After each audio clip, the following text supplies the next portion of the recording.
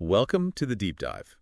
So we got this story, Phantomshade, Echoes of the Abyss. Really grabbed me. It's fiction set in Seoul about this shadowy figure. Right, Phantomshade. Exactly. Yeah. So for this deep dive, we're going to unpack her story.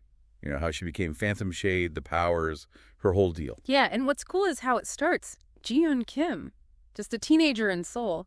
Seems pretty normal. Well, but with this really vivid imagination, the story paints her as kind of quiet, loves urban myths, gothic stuff. Okay, I see that. Sort of the unassuming type who, something big happens to. Precisely. It's that classic fantasy, isn't it? Hidden potential. So what unlocks it? The story mentions the school trip. Yeah, to this creepy, abandoned underground palace. Perfect setting. Definitely sets a mood. And there, she finds it. This cracked mirror giving off a red glow. Ooh, okay, instant, don't touch that vibes. But she obviously does. Well, yeah, contact unleashes this ancient shadow thing, an entity. Right. Does it possess her? That's the interesting part. The story says she absorbs its power. It merges with her. It's not like a hostile takeover. Ah, so it's more like a fusion. Exactly. A symbiotic thing. Maybe something about her personality allowed it. And poof, Phantomshade appears. Dark suit, the glowing red eyes. Very striking image. Totally. And the powers are, well, pretty awesome. Phasing through walls. Becoming shadow itself. Yeah. Moving unseen. Yeah. And at first, the story mentions she uses them on, like, her bullies. Ah, okay. Bit of payback. Does that tell us something? Maybe.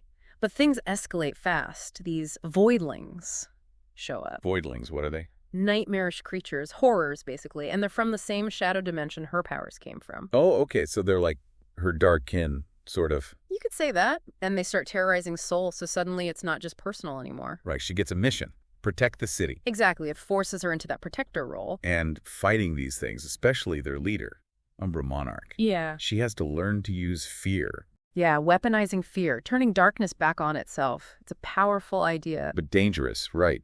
The story mentions that internal struggle. Like, the fear could consume her. Absolutely. It's a constant tightrope walk.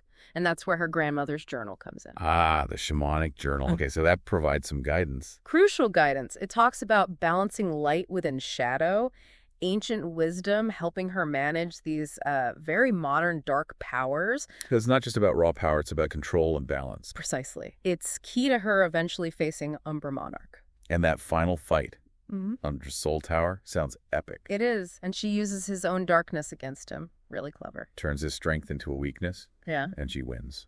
Banishes him. Yep. Banished. The barrier between the realms is restored, thanks to her. So what's her status now? Is she still around? She's become a legend, a whisper in the shadows of Seoul. Still watching over the city?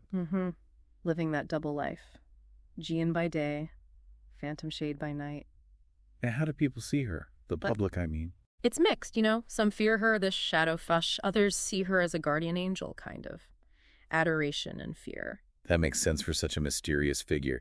So quite the journey from this imaginative kid interested in spooky stories to finding that mirror, merging with shadow, and becoming this legendary protector who wields darkness itself. It really explores fear, power, responsibility, and that tricky balance between the dark and light inside us. Definitely. It really makes you think. Well, it leaves us with a question for you, really.